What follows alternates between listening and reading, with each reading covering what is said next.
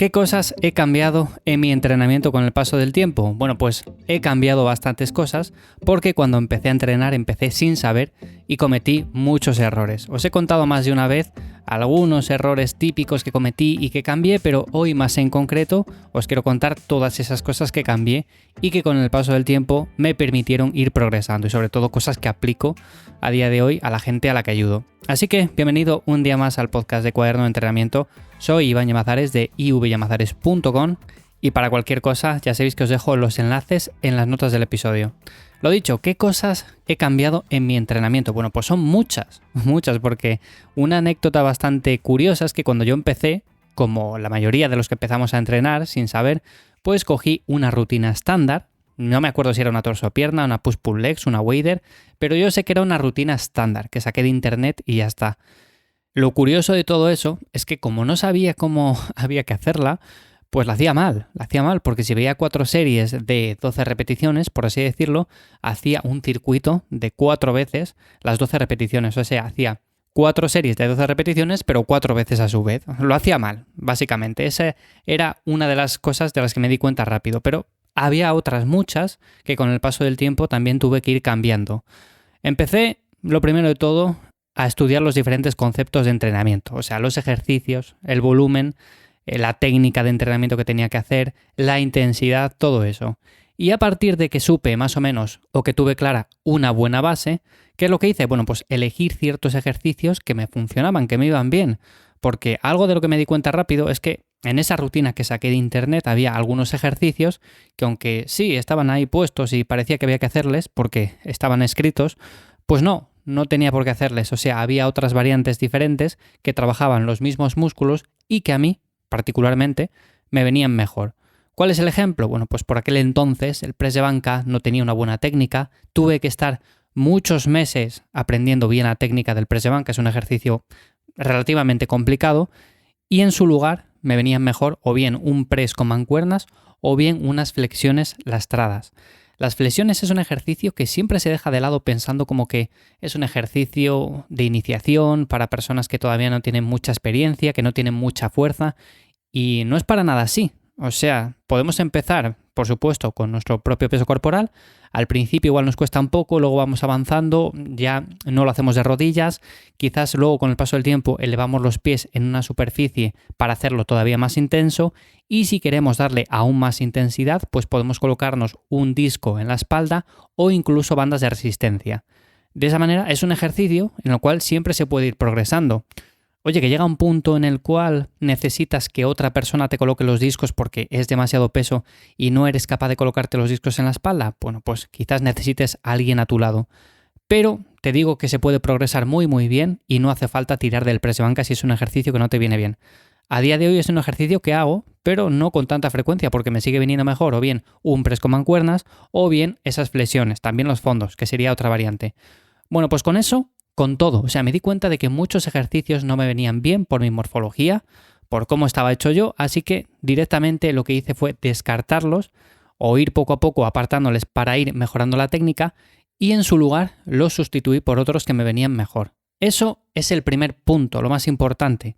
A partir de ahí, ¿qué hice? Bueno, pues estructurar una rutina que estaba bien planteada, pero que era muy sencilla. No era nada compleja, o sea, se podía progresar cada semana, podía ir subiendo el peso sin desvirtuar la técnica y poco a poco eso me permitió ir ganando músculo. O sea, ¿qué es lo que hacía? Bueno, pues igual hacía simplemente 2 ejercicios por sesión con un volumen muy bajito, pero suficiente para ir generando ese cambio que buscamos y con eso me era más que suficiente. Añadía luego al final algún ejercicio accesorio y ya está.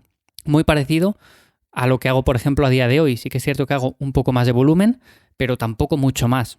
Siempre he defendido que tampoco es necesario estar ahí 3 horas entrenando y hacer 40 series por sesión, ni nada de eso. O sea, yo siempre defiendo algo bastante moderado, algo para el día a día que todo el mundo pueda gestionar bien, o sea, que todo el mundo pueda sacar 1 hora para entrenar, hora y 10, 40 minutos, 50 minutos, algo bastante asequible y muy sencillo. Y como digo, pasé mucho tiempo, muchos meses mejorando la técnica de ciertos ejercicios. ¿Por qué? Porque hasta entonces aunque llevaba muy poco tiempo entrenando, había tenido ya bastantes dolores, que si en los hombros, que si en la espalda baja, que si en las rodillas. Y todo esto, aunque me daba la sensación de que yo hacía los ejercicios bien, venía precisamente derivado de una mala técnica. Yo, por ejemplo, me empecé a grabar, empecé a ver los vídeos y me di cuenta de que la técnica no era, pero ni de coña, lo que se puede considerar una técnica buena. No solamente en el press de banca, sino también en una sentadilla, que no bajaba bien, no bajaba medianamente vertical, no bajaba lo suficiente, con la suficiente profundidad, un peso muerto, arqueaba mucho la espalda, un remo. Cualquier ejercicio de estos que puede parecer sencillo a simple vista y que puede parecer que lo hacemos bien si no nos grabamos, luego cuando hacemos un pequeño vídeo y lo vemos tranquilamente, nos damos cuenta de que no, de que la técnica es mala y de que tenemos que mejorarla. Hay ejercicios más sencillos de mejorar. Por ejemplo, un remo seguramente en pocas semanas lo mejores si te vas grabando y vas aplicando pequeños cambios.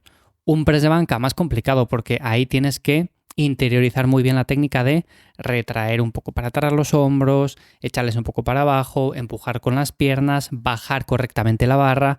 En definitiva, son bastantes cosas.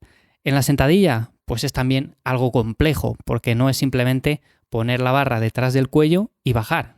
O sea, tenemos que tener en cuenta muchas otras cosas. Así que, como digo, estas son algunas de las cosas que fui mejorando con el paso del tiempo, que cambié y que me permitieron ir progresando, porque con ese primer programa que saqué de internet, es cierto que conseguí cambios, pero los conseguí básicamente porque con cualquier cosa que hagamos al principio, por muy mal planteada que esté, por muy mal que la hagamos, vamos a lograr algo. Porque venimos de no hacer nada y pasamos a hacer, aunque sea algo, por mal hecho que esté.